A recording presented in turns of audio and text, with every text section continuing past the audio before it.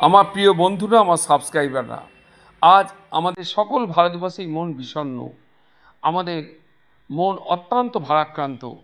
কিছুদিন আগে ঘটে যাওয়া ভারতবর্ষের সৌন্দর্যে ভরা কাশ্মীরের পাহেলগাঁও এক মর্মান্তিক ঘটনা ঘটে গেছে। তরতাজা ২৬ জনের ওপরে কিছু পর্যটক মানুষ যারা এসেছিল একটু আনন্দ, একটু সৌন্দর্য উপভোগ করা, উগ্রপন্থীদের চক্রান্তে তারা বলি হতে হয়েছে। ওই কাশ্মীরে পাহেলগাঁওয়ের বুকে ছড়িয়ে পড়েছে তাদের ছিন্ন ভিন্ন দেহ।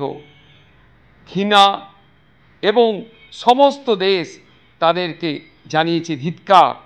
তাই আমরাও ধিক্কার জানাই আর ঘেন্না করি ওই নির্মমতাকে।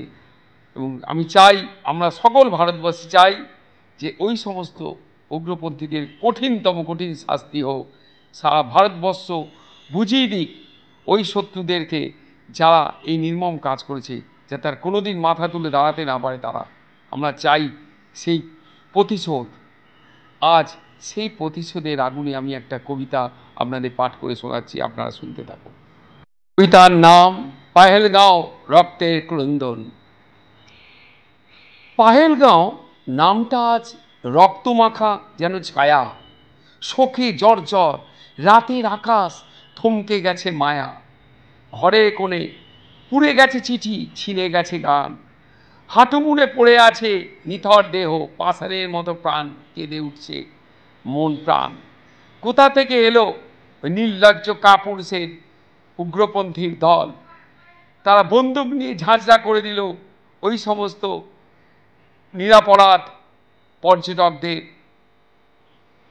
রক্তের মতো ছড়িয়ে পড়ল চারিদিকে নিথর দেহগুলো। পাহেলগাঁও আজ হাহাকার। মৃতেরা চায় তাদের প্রতিশোধ।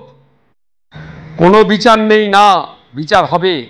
বিচার করবে ভারত মাতা, বিচার করবে ভারতবাসী। শাস্তি হবে ওই কাপুরুষের দলকে যারা লুকিয়ে গোপনে হানা দেয়। ক্ষমতা নেই তাদের লড়াই করার, তাই এই হামলা। গর্জে উঠবে ভারতবর্ষ, গর্জে উঠেছে ভারতবাসী, তাই শাস্তি তাদের হবেই। বাতাস আজ দগ্ধ, নদী আজ বিষাক্ত, পাহেলগাঁয়ে ফুটে না আর শিশির ভেজা ভোরের স্বপ্ন। আবার শান্তি ফিরে আসবে, মিটিয়ে দেবে ওই নির্লজ্জ কাপুরুষদের ধুলোর সঙ্গে, এবং প্রতিশোধের আগুনে ছিন্ন ভিন্ন করে দেবে উগ্রপন্থীদের। আমার ভারত মাতা, আমার ভারতবাসী, আবার শান্তি ফিরে আসবে পাহেলগাঁয়ের বুকে।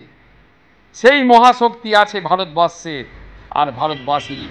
পাহেলগাঁও চোখের জল মুছিয়ে দেবে তাদের প্রতিশোধের আগুনে। শান্তি ফিরে আসবে আবার এই পাহেলগাঁয়ের বুকে। নমস্কার, এখানেই শেষ করলাম। অবশ্যই ভালো লাগলে লাইক, শেয়ার, কমেন্টস করতে ভুলবেন না।